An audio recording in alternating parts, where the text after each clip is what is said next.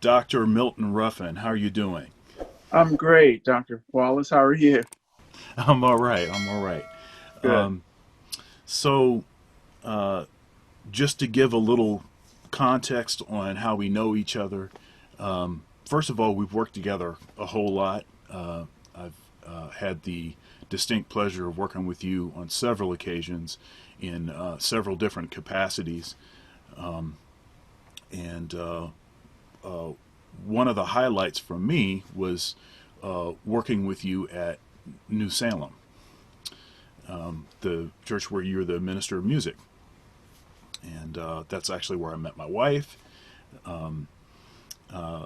And after New Salem, we also worked together at Vineyard Columbus, where I brought you in for the Vineyard Masterclass series. And Hmm. that was also, uh, you know, a lot of fun. And you have an unusual skill set because you're a great. I mean, first of all, you're a great musician. And you're a great singer, and you're a composer and arranger, and you're a great keyboard player, great bass player. I may be leaving some instruments out that you play that I don't know about, but you write great for voice, for orchestra, for for everything, and Thank you. and and you're a principal uh, there at Fort Hayes, and like I said before, you're a minister of music, you're a band leader, a husband, a father. I mean, we can keep going on and on. I mean, and you've been a tremendous influence on my musicianship, and so I want to say thanks for everything over the years. In particular, thank you for the opportunity to work with you at New Salem because that's where I met my wife. Awesome. Well, hey, it's always been a pleasure to work with you. I remember when I first met you. It was at Monroe Middle School when I was a band teacher there, and I had gotten a call that there was going to be this phenomenal genius kind of guy that was coming to town, and they were looking for a music program to bring him to, and they said his name was Sean Thunder Wallace, and at the time I didn't know who you were, and I said, yeah, of course, we had a lot of young middle school kids trying to understand about jazz music and all of that, and so they brought you in, and I was like, oh my goodness, that was the first time I'd ever heard you, and you just played, and you did a master class for all these kids. And what was so striking about what happened there is not the fact that you were a brilliant musician. That was a given. You were an incredible musician, but you were able to kind of break it down and relate to the middle school kids in a way that was not too easy for them, and it wasn't too hard for them either. But I mean, your ability to be able to relate to them was really very, very impactful. And I remember that. And at the time, you were really kind of shy. You didn't say much. After you did your presentation, after you played, you didn't say much. You were really kind of quiet, and your instrument and your teaching did all of the talking. And that was the first time I met you, but I didn't know down the road we would become friends and we would really get a chance to work together and get a chance to become part of each other's lives. So that was the first time I'd ever seen you or ever met you and heard you. So that was really pretty cool. Uh, Speaking of being friends, you were my wedding, Uh, and in addition to that, uh, and it's been a while since we did this. We need to go and do this again soon. Uh, we rode we rode motorcycles together. right. I've been on your boat. Uh-huh. Let's see here. I'm sure there's some other things. We went to the gym together. Right. Right. Yeah, Yeah. you work out too hard, man. I couldn't I couldn't handle what you were doing, man. I tried, but Uh, it was well, rough. I don't know, man. You were hanging in there. You didn't complain. You just kept doing it. I Yeah. was talking to my I talked to my wife about working out quite a bit, and well, yeah. So she knows I'm at the gym, so we end up talking about it not as a subject matter, but as a matter of fact. Okay, hey, honey, I'm going to the gym. But we used to work out together for about 6 months. It was pretty consistent, and I remember her telling me, "It says you just do your workout, and it doesn't matter.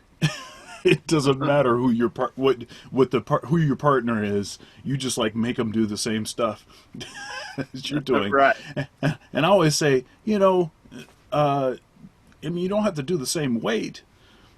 Um, so yeah, I guess I'm pretty pretty set on what the Yes. workout will be. But it was good to have you there and train together a little bit, and Yeah. mostly for the conversation. Right. Right. I just feel like I get so much when we talk. Speaking Yeah. of conversation, I recently finished my doctorate, and there were some moments in the middle of my degree program when I needed to talk, and and knowing that you had already gone through that and were willing to have some conversations with me was very helpful, and I appreciate that. Awesome. Awesome. Dr. Wallace, I remember when you started your program. I remember, us talking about, what you were going to do and how you were going to do it. And, the tremendous discipline that you have, I think is one of your greatest assets, is that you just really have this tremendous amount of discipline and focus. And once you're clear what the goal is going to be, then you have clear steps and how you're going to do it, and you're very, very consistent. And as anyone who has done a doctor or terminal degree understands the kind of rigor that's involved with that, especially when you have other things in your life that you're doing at the same time. We didn't have the luxury. I know I didn't, and I know that Right? you didn't have the luxury of only working on the degree, but you had to work on life, and you had to work on No. teaching, and I mean there were a lot of things that were going on simultaneous, and to be able to do that is a tremendous accomplishment in and of itself. Just doing the terminal degree alone is a monumental feat, but being able to do that along with keeping other things going is really pretty remarkable. So I read this book by Ricky Minor. It's called "There's No Traffic on the Extra Mile." And so when you get out there and you're doing the extra mile, I mean, if a doctorate was easy to do, then everybody would do it. Yeah. But when you get out there by yourself, there's not too many people out there that, one, understand what it takes, and understands where you get to mentally, emotionally, spiritually, how you get isolated, at times, and you just need somebody to talk to. So I'm glad I was able to be that friend to you, because I needed that too, and there were folks that were that for me. So Yeah, I appreciate that, man. I think about this too as my career has advanced and I've taken on more responsibility. I'm a minister of music at a church, the area head for jazz studies at Ohio State. It that alone starts to reduce the number of people that I can have certain kinds of conversations about, people that can relate to it, people mhm, that I even ought to even consider talking to about certain topics, because talking to people that I supervise about certain things not only wouldn't be appropriate, but would also create a weird dynamic between me and the person that I'm supervising. Right.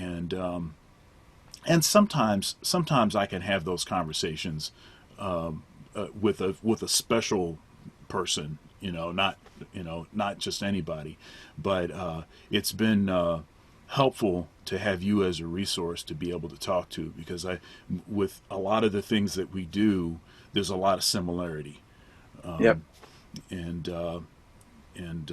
but you've been doing it for longer, so I always feel like I can reach out, and I want to do that more often. One thing I've been trying to do with these interviews, I'm interviewing people that I admire and respect, people that have been, for the most part, people that have been very influential in my life, that have deposited something, and also to reconnect with folks maybe I haven't talked to as much as I'd like to, and people that I'm separated from. We're all sort of separated from folks because of this quarantine, and we went right from the quarantine right into the fire, Right. with what's going on right now in our country. It's really a different kind of time. And I know that if something else that we have in common is our sort of spiritual, outlook on things. I know that if I didn't have a particular worldview and a particular relationship, with God, that it would be very difficult for me to deal with what's going on. Can you talk a little bit maybe about the role of spirituality in your life, and how that's sort of kept you on a particular path? Yeah. The my I come from a highly religious family and a highly religious tradition. My grandmother was a pastor of a little small storefront church in Youngstown, Ohio, the Mount Moriah Fire Baptized Holiness Church. And so, it was largely a family church, maybe 15, 20 members on a good Sunday. And so, when you grow up in that holiness tradition, it's a really strict tradition in that, women didn't wear pants, they didn't wear makeup, we weren't allowed to go to movies. It was just a really strict upbringing, and we were taught that, you know, you have to stay saved and you have to not sin, and if you did, then you were going to go to hell. It was the fire and brimstone upbringing, and I get it. In that living a sanctified life was a holiness kind of existence. So you were different than people that were not saved. And so that was my initial introduction to religion. And so I was brought up and indoctrinated, if you will, with that mindset. So as I grew up and as I began to, become more knowledgeable about scriptures and have a relationship with God myself, that was different than being in a religious tradition, because I was able to have a personal relationship where I could understand and discern things for myself. And one of the most important things I got from that whole thing was that there is hope. And when all else fails, there's hope. And there's a hymn that says, my hope is built on nothing less than Jesus' blood and righteousness. So it's hope. So even during this quarantine, even though during this riot and all of this, we have a hope that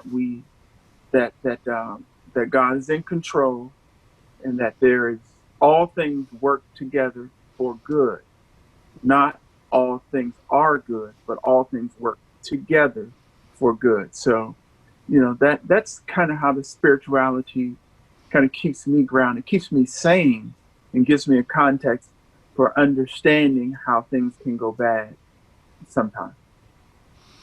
You know, being a black man in America, it seems that that is critical to sanity.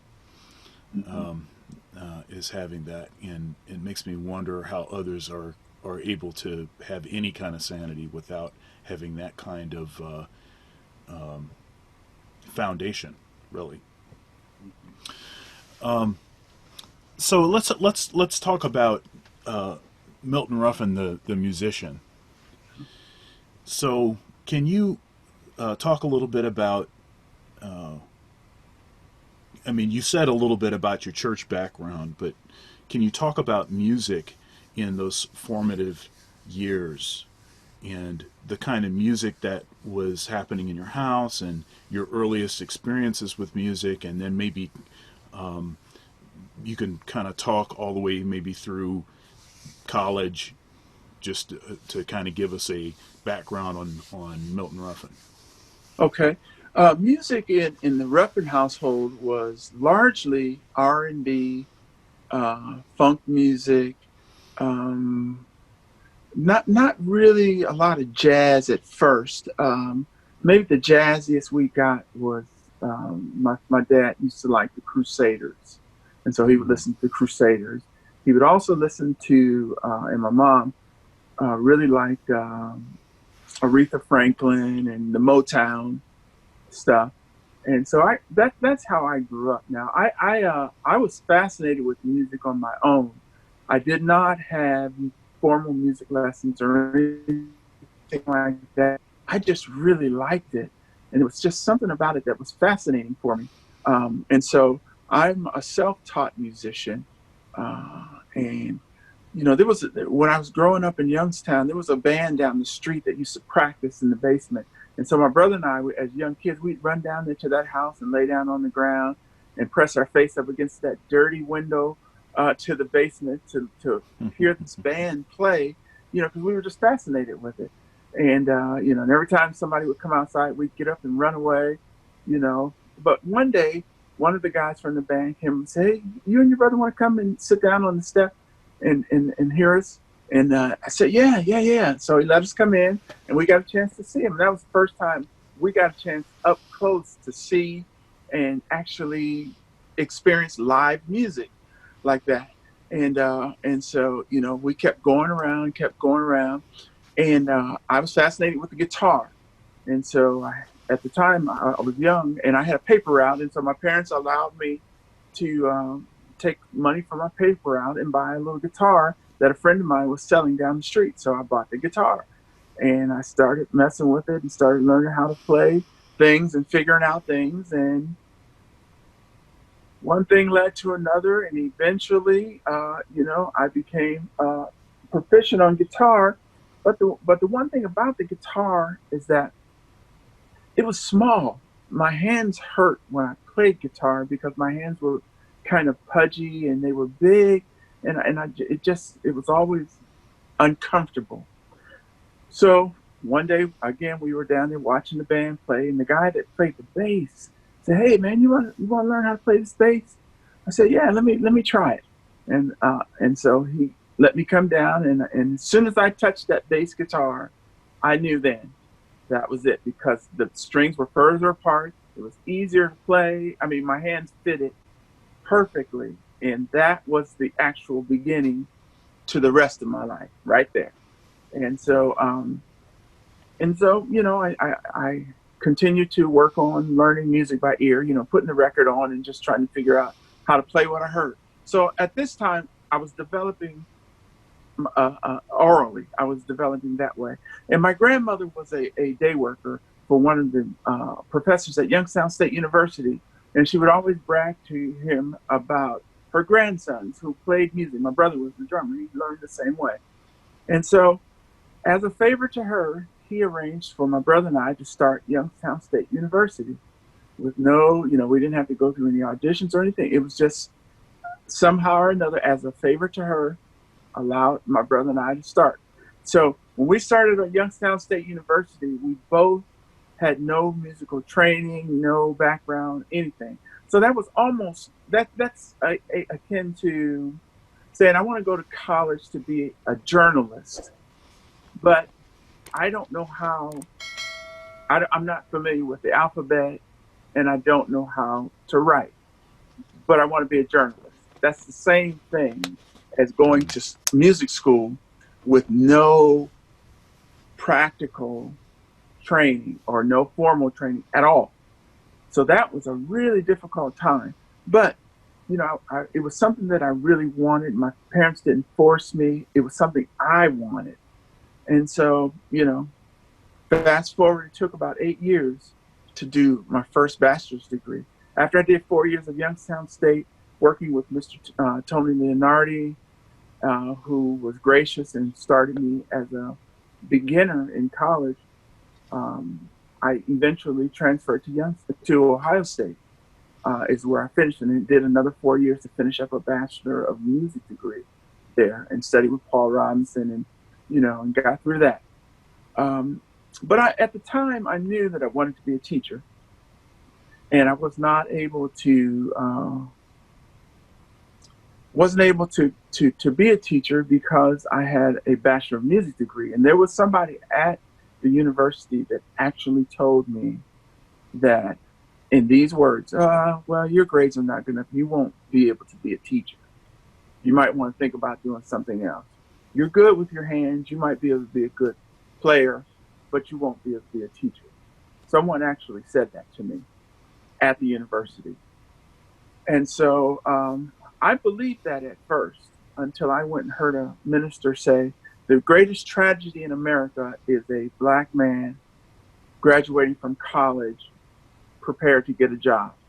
He said, that's the biggest tragedy in America. And I couldn't understand what that meant, because I was thinking, that's the American dream, getting a degree, prepared to get a job. He said, but Black men should be going to college prepared to create a job for themselves. Rather than create it or ready to get a job, they should be prepared to create a job for themselves. And a light turned on for me. And at that moment, that next day, I went out and started my own music school. And so it went on from there. I ended up having about 75 private students a week. So it was just so overwhelming. But I still wanted to be a school teacher. So I went back to Ohio State. They allowed me to come back, and I had to, it was humiliating because I had to be on probation. I had to get a sign off on every class I took. And, it was just really, really a very troubling time. I had to prove over and over and over again that I was worthy and that my aspirations were valid. And so, suffice to say, I came back to Ohio State and did another bachelor's degree in music education and did really well. Ended up getting the award as the most outstanding student teacher, got recruited all over the country, and which then led to a master's degree in music education, did well in that program, which then led to a PhD in music education. So fast forward, that's where it all, and I did them all at Ohio State. At the university, where someone there told me I would not be able to be a teacher, not only was I highly successful as a teacher, but I did 4 degrees there.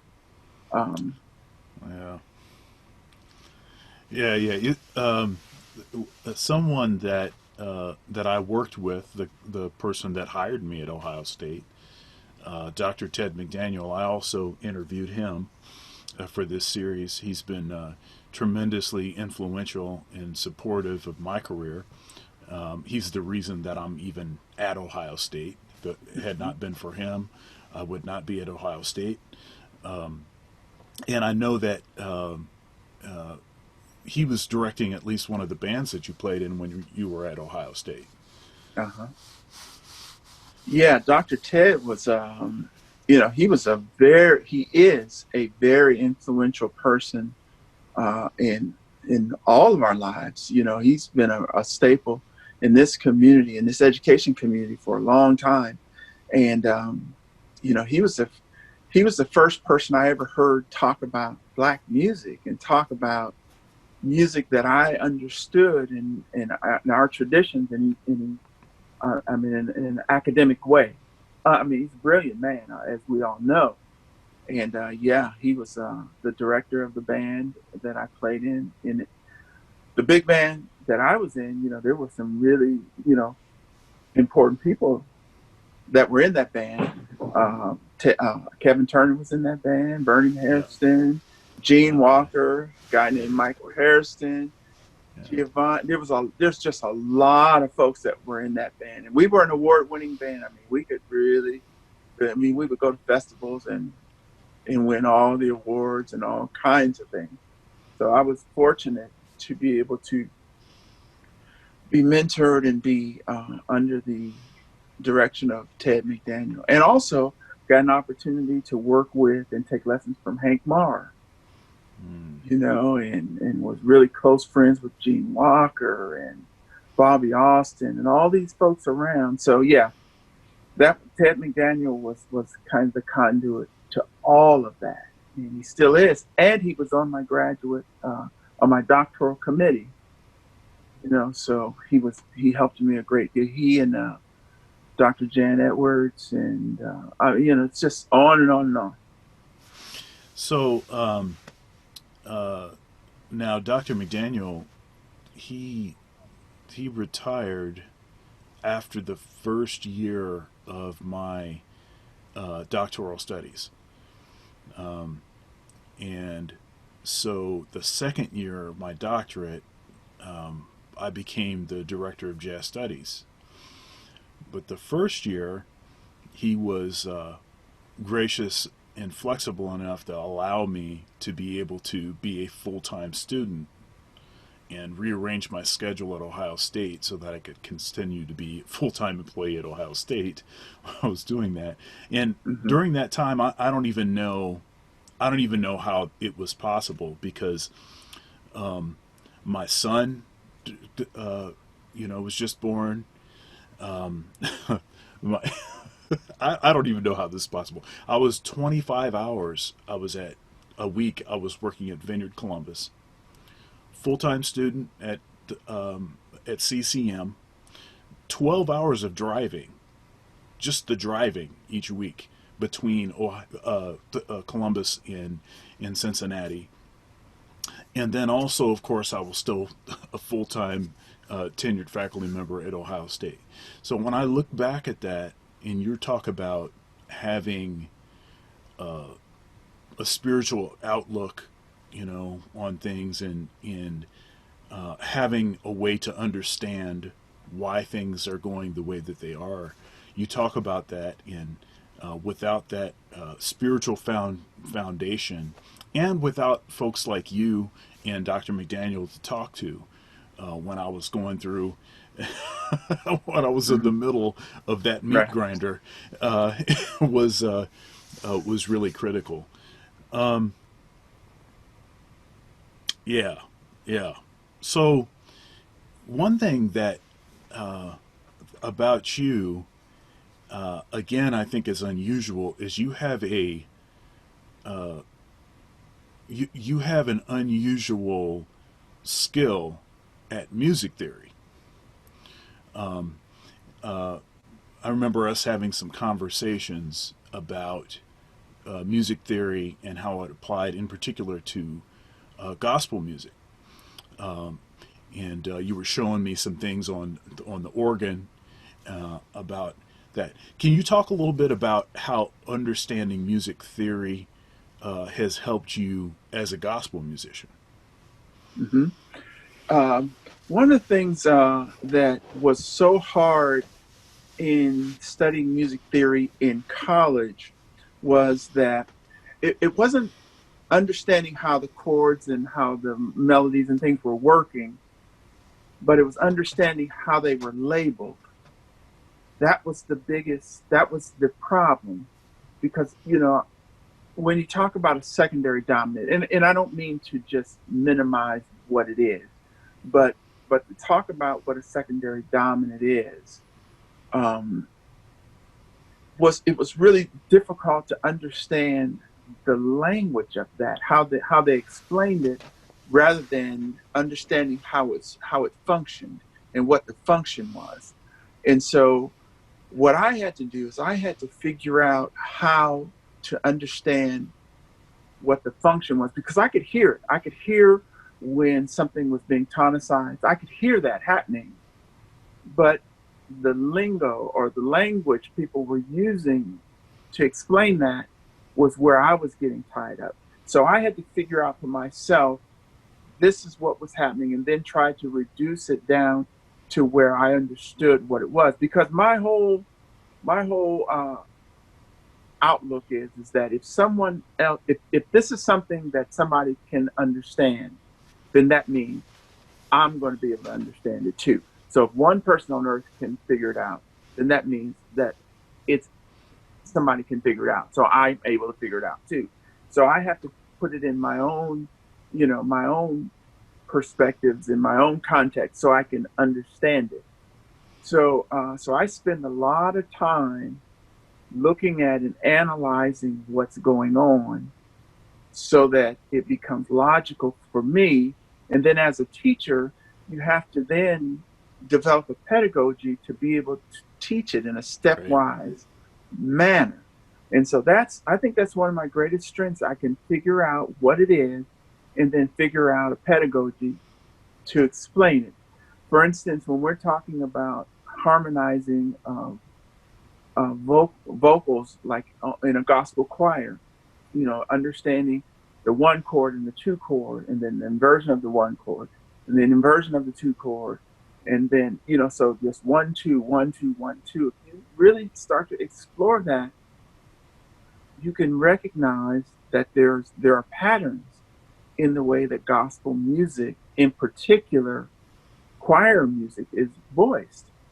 And so I've been able to, and that just comes from studying, just like the way that you study, and you study, and I noticed that in your playing, you study a lot of symmetrism, so you can see, you see patterns and how patterns work together, and then you take and invert, and then really develop your technique in such a way that you can play symmetrical patterns in symmetrical ways, and then in asymmetrical ways, and all kinds of ways. So you delved into how these patterns are working and how this symmetrism works, and so I think you do I know you do the exact same thing as far as understanding what it is and then breaking it down in a way that you can teach it and impart that to others. So I do the exact same thing with music theory.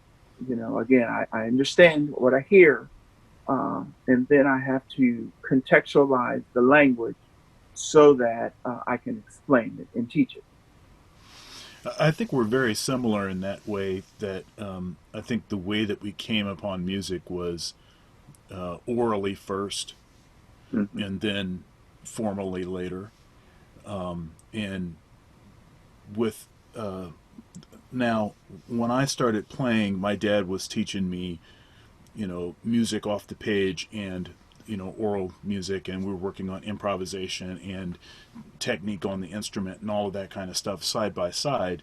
But it wasn't until right before college that I actually even got like a textbook that about music theory, for instance. He knew that that was likely going to be a challenge, and so he said, "Hey, take a look at this. You would familiarize yourself with this."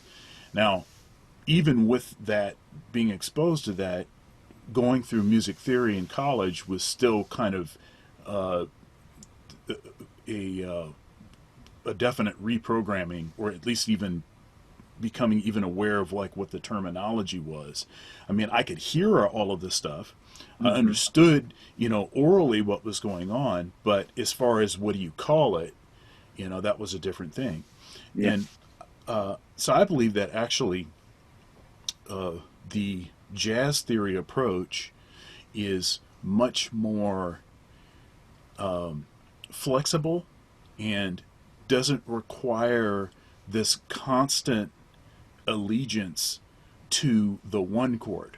or to what key you're in. So rather than so for instance, I mean, and you can still do like a Roman numeral analysis in Right. jazz, but you don't have to sort of carry the baggage of where you came from, so far, and we can freely transpose. We can freely go to whatever key we want to, and voice leading is still, of course, very important, but the voice leading itself, rather than some of these other rules that seem to like anchor us to the original key, and that made a lot more sense to me, thinking about it in that context. Of course, I understand, traditional music theory.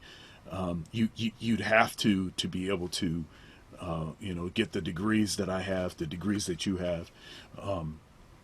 But still, my approach to it tends to be a lot more orally based. I tend to associate with things first in my ear, and then I'm just like, okay, now because I trust my training, I trust all of the stuff that I've heard before, and I've trust the sort of hierarchy that I've developed from listening to a lot of music, and so I know what it is that I'm hearing is correct. I just have to be able to find the terminology that corresponds with that, with what's happening in my ear. Hmm.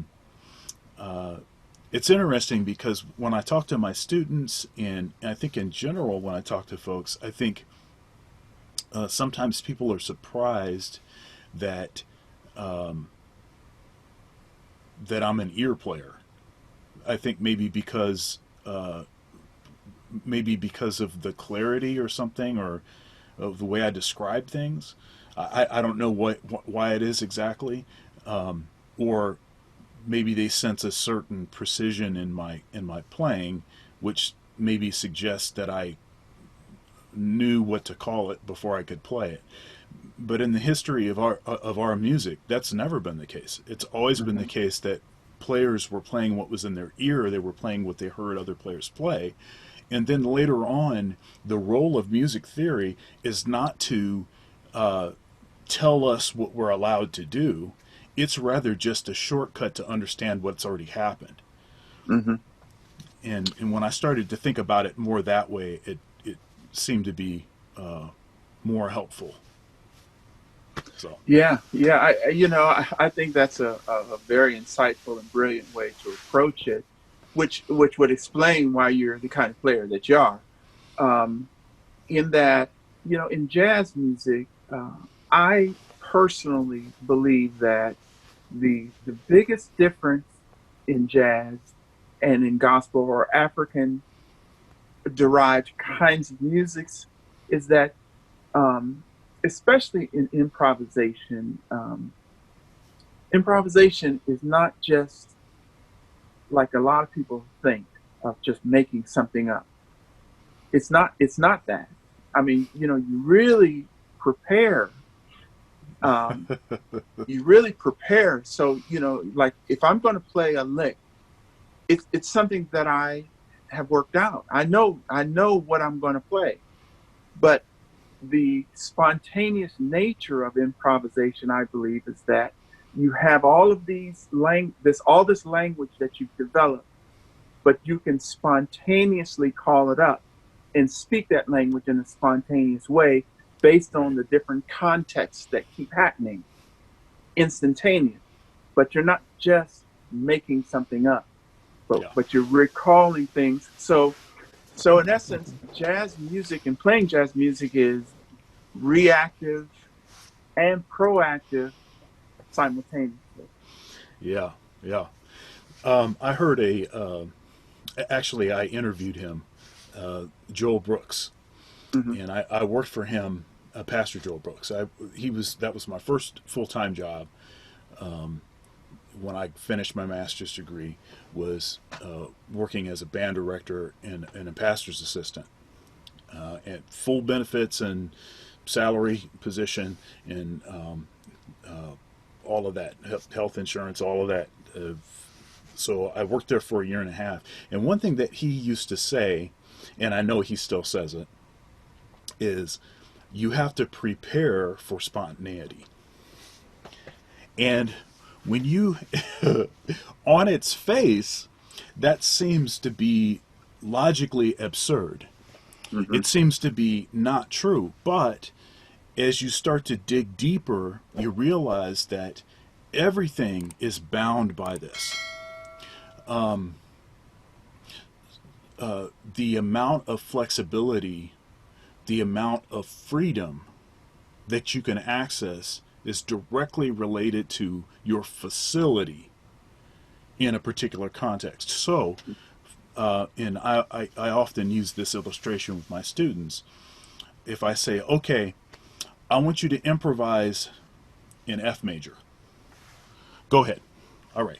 All right. And, it's obvious that they can play some scales and have some different patterns and things. F major, they got a lot of liberty, a Hmm. lot of freedom. They're Right. very spontaneous, right? Uh-huh. Uh, I say, okay, F sharp major, go. And and often what the case is that F sharp, they're not nearly as facile, creative, spontaneous as they were in F. And the reason is because they have spent a lot more time playing in the key of F major. So that tells you what the actual situation is. The situation is that you must prepare for spontaneity. Even in our conversation, this entire interview, which is more like a conversation, Hmm. has been in improvisation. Hmm. And now I'm not just talking out the side of my neck, and your responses are not just out the side of your neck.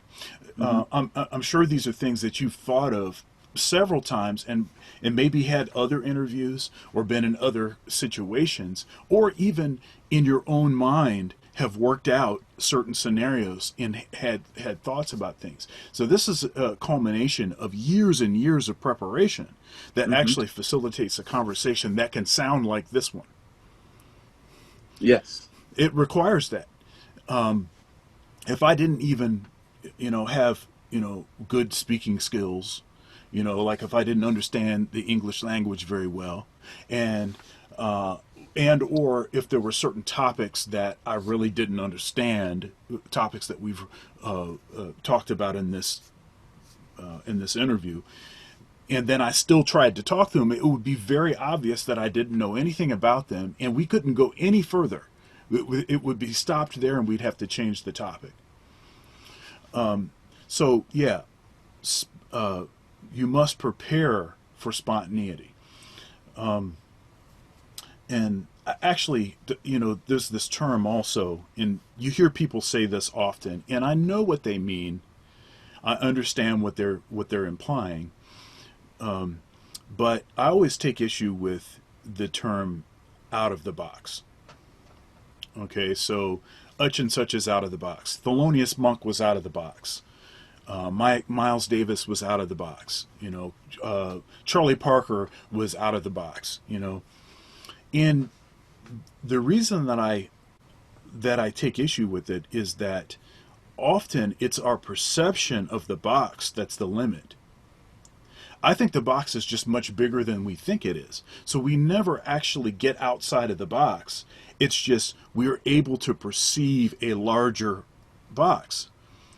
Because what is outside of the box is you know do are all the axioms of logic reversed when we get outside of the box? Is there just dark matter that exists outside of the box? No, it's still the same principles. It's just we have a clearer understanding or a bigger understanding of the underlying principles that facilitate the structure in the first place. Yeah, yeah, I agree. And I tell my teachers at school all the time, that very concept of thinking outside the box, I think it's just a cute little phrase. But I say to them that, when we talk about something like that, we have to really understand what the box is and think beyond that. Yeah. So not instead of, but beyond it. Yep. Understand it and then think beyond that. Yeah. So yeah, I totally agree with that. Yeah.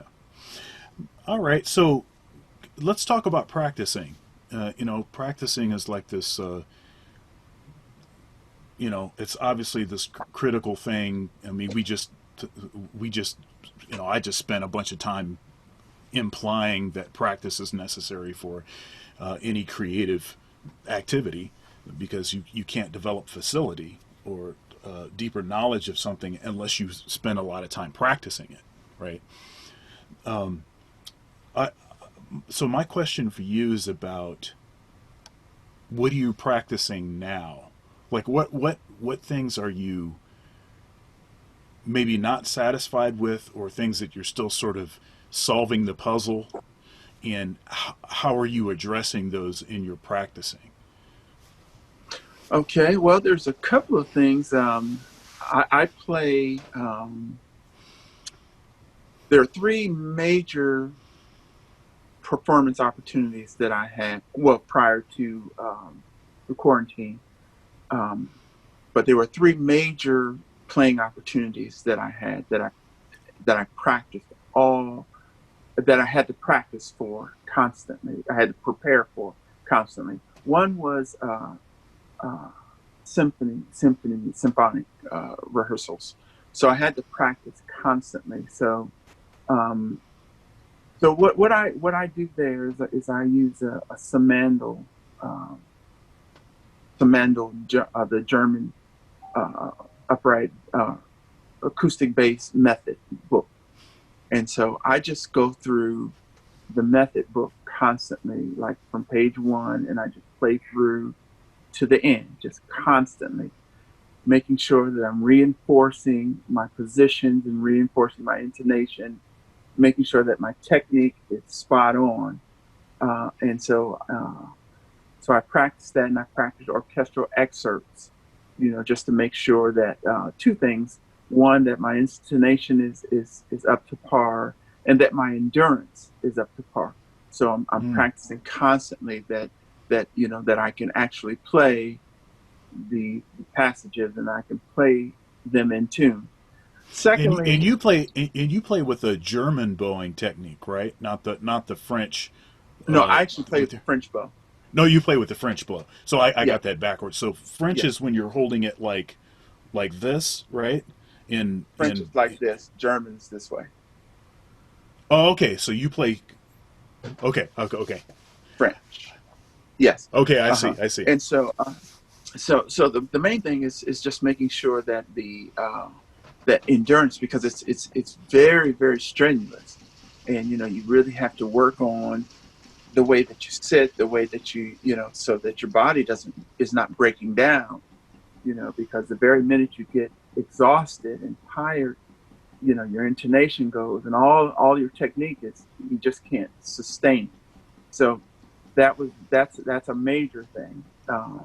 Secondly, I play organ at my church, so there's a lot of it's a lot different than playing the piano, because you have to really work on connecting your notes and connecting your fingerings, and being you have to be really accurate, and No so sustain pedal. no sustain pedal. So your notes, you have to really connect the notes, and so I practice and spend a lot of time working on just the accuracy of that. uh, Precision is a big thing for me. I want to be precise. I don't necessarily have to be flashy, but I want to be precise. And so with organ, I work very, very hard on being precise, understanding what the chord changes are and what the melodies are and the counter melodies, and being able to execute those with precision. Um, and then thirdly, electric bass. I'm playing a lot of electric bass in recording. So when you're recording, you have to be precise. You can't have these different notes that you're playing, or fumbling, or hitting the note too close to the fret, or causing buzzing. You have to Right. be very, very precise. So those are the things. So I spend hours every day working on precision. making sure that my hands are doing exactly what I want them to do at the exact time with the metronome. Never practice without a metronome, always with a metronome, making sure that my time and my feel is exactly right. So that's kind of how I practice. Now you're learning a lot of music by ear, right? Yes. Like frequently, because just getting music together for church services Yeah. is like an unrelenting. Yeah. Church is going to happen every week, so you got to know the music every week. And what I do, because of the volume of music that we do, especially at New Salem and at Ohio State with the gospel choir and all in the places where I do gospel music, is I actually score all the music that I work on. I Mm. score the parts, I score the changes, so that, because I can't remember all of it all the time. Yeah. And so I'll go through and learn it, and then I'll transcribe it right then. And so I've got a pretty vast library of music, especially gospel music, to call on. Yeah, and for the record, I'm still gonna call on you to perhaps share some of that wealth Okay. Right. as I'm doing different music and stuff at Second Baptist. Hmm. Okay, how about maybe some big moments for you? I know one moment that that I've heard you talk about. You talked to me about it. I've heard you talk to others about it. Was President Obama came to your school? Can you talk about that? Yeah, that was, that's something that doesn't happen to everybody. So I'm pretty special when it comes. I'm very fortunate.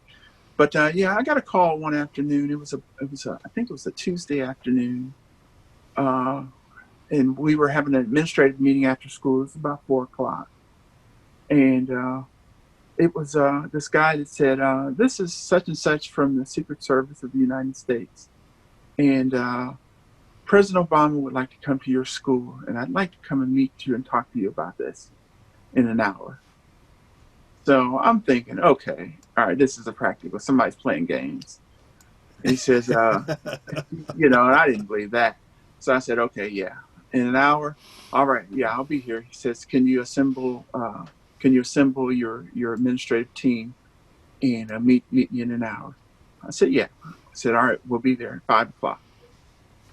At 5 o'clock, Secret Service, right at 5 o'clock, knocked on my door and came in. I was like, this is pretty serious. Yeah, so it happened just like that, just out of the blue. I get this call, and they said, what would be the viability? Would you be interested in the president coming to visit your school on next Tuesday, a week from today? I said, yeah, of course. He says, okay, well, we're not sure if he's gonna come here or not, but we need to, take a look and do some surveying and all that. And what I didn't realize is that while he was talking to me, the Secret Service was already there. They had already been there. They were already surveying. They were already working up the plan, and they were just checking out. So it was really pretty awesome. And so from that point on, it was like a nonstop. I couldn't talk about it with anybody. I couldn't tell the staff. I couldn't tell anybody about this until the plan was for sure. And Right. with presidential visits, those plans don't come together. Or when they put an initial plan, that plan will change every 5 minutes or every 2 hours. The plan's different. And so by Friday, it was a go. It was going to happen. And so I was able to tell the staff and students. And so we had to, do a lot of preparation and lots of, it was just a 24-hour a day for the 5 days straight, nonstop. And Mm. and so it was really pretty remarkable to meet President Obama. I got an opportunity to to be with him probably for about 40 minutes or so, one on one with him. So, Mm. which is pretty unheard of to be with him that long and like just one on one. And so that was very, very cool. And he was a really nice man, really, really brilliant, smart man. What kind of stuff did you guys talk about? 40 minutes. I mean, The very first thing when I first saw him, when he came around the corner, he says, before I could say anything, he said, "Mill, how you doing?" And when he called me by my first name, I was stunned. He says, "So you're a jazz musician? You like Miles?" That was the very first thing he said to me. He started asking me about. And he said, "Yeah, I like Miles," and he said, "Yeah, he liked Train." He just started talking about jazz right instantly. And mm, so, after all of that, then we started talking about the school and talking about education. And he wanted to know what my philosophy was on education and why I thought that a school like Fort Hayes, an urban school, an urban arts magnet school, why it was doing so well, and why you weren't getting a lot of violence and a lot of those things going on. And he wanted to know why I thought that was happening. And one of the things that he said he was most impressed with was what I said about that, and I truly believe that the reason why schools like urban arts magnet schools don't deal with a lot of the bullying and all the crazy stuff is because, for one, the arts is a area of study where being different, being somewhat outrageous, being really creative, and that's celebrated. That's not ridiculed. That's celebrated. yeah, yeah. And so, if you come to school and your hair is pink on one side and neon blue on the other side, and you've got tattoos, and I mean, and your whole vibe is really different and unusual, the students celebrate that. They're interested in it, and they see beauty in it, and so I think that is a very remarkable thing about the arts education, is that it's so celebrated. Being different is celebrated, and he was really interested in that, and that's when he called Arnie Duncan over to listen to what I was saying, because he was interested in how some of these urban schools, who always get a bad rap about violence and all this and that, but this particular school was not the story, and so he was interested in that. Yeah. That's very cool, man. Yeah, yeah. That's very cool. How about some moments on the bandstand that maybe were highlights for you? Oh wow. One of the times I thought was a very cool time is Louis Belson came up to me at one of the jazz when we were playing in Ted's band. We were at a conference at a festival, and we were playing, and Louis Belson came up. I got an award for the most outstanding rhythm section player, and he came to Mm. me and said, "Hey man, are you interested in coming out and playing in my band? Which means you'd have to leave school now, but we'd love to have you." And that was a remarkable moment, because I had to decide whether or not I wanted to stay in school or whether I wanted to go ahead out on the road. And I ended up staying in school, but I did get that offer. Uh, so that was pretty remarkable. Um, let's see.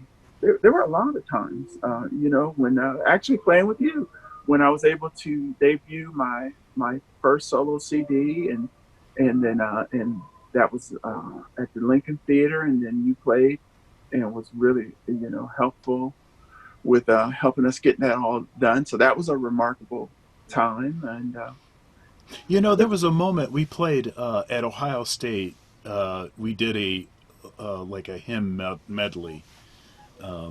You were talking about your organ playing. You're a great piano player too. I mean, you were playing piano, and and I was playing alto saxophone. I think we did like "Center of My Joy," "Amazing Grace." We did I can't remember the first hymn, but there's actually it's actually on my YouTube channel. So people that want to check that out, you can look around in the videos to find that. That was a great moment. That was I had a lot of fun Hmm. doing that, and we've done that a few times. You playing piano, me playing saxophone on different things, and that's always a fun thing because you really pay attention closely to what it is that I'm playing, and you understand, you perceive it, and that you're able to respond in a way that complements and moves the conversation forward, so to speak, which is always really great. Hmm. Yeah, yeah. Yeah, so so there's been some really remarkable moments. Playing with the jazz orchestra, playing with the symphony, playing with Richard Smallwood. I Mm-hmm. had been out on the road, with a lot of different groups and traveling in Europe and all of that.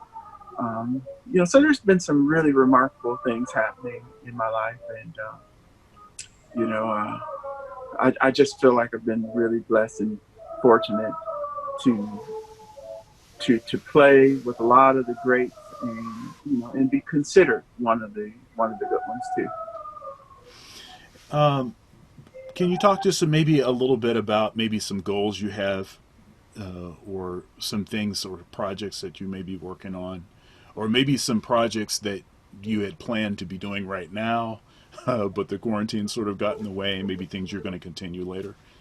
Yeah, I'm looking to do a a, a concert, a symphony or orchestral art music concert, as a thank you to the Columbus community,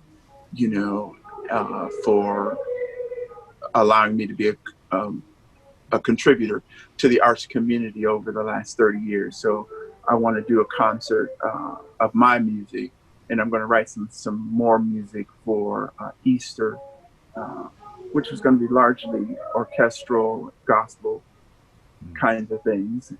So that's in the works. I'm working on that now, and also I want to do a motorcycle ride across the country. Ah, yeah, yeah, Yeah. So yeah. so That's I'm looking forward that's to that. very cool. Yeah, that's Yeah. very cool, man. Yeah. All right. Well, was there anything that you'd like to say, or that I didn't ask you that you'd like to respond to or say? Well, yeah, in closing, well, first of all, thank you for this opportunity. I appreciate all the things that you're doing and all the impact that you're having. You're having a great impact in this community and across the country, and your contribution to education and jazz, and it's pretty astounding. The last thing I wanted to say is that as a black man, as a gospel musician, as a musician, it's really important for us, especially those who are playing in the churches, to become literate. That's really important. I mean, we're brilliant and we're talented, and we develop all of this skill and all this know-how, but we close ourselves off to a lot of options if we don't take it further. In other words, if I were a person who had an imagination that was very vivid, and I could recite and create things from my mind, and I could also regurgitate and mimic or emulate anything I heard, that makes me brilliant. But I could sit in the middle of a library of a million books, and if I can't read those books, I close myself off to millions of volumes of knowledge. So, as a musician, I think that we need to continue to allow ourselves to have access to as much literacy as possible. Well, God bless you, Milton. Those are great final words. I concur. I totally agree with that sentiment. And I pray for you. I pray for your family, our community, our world, and I pray for the day that we can get back on the stage and play for an audience Okay. safely. All right. Well, thank you, my brother. Bless you. God bless you. Okay. Take care.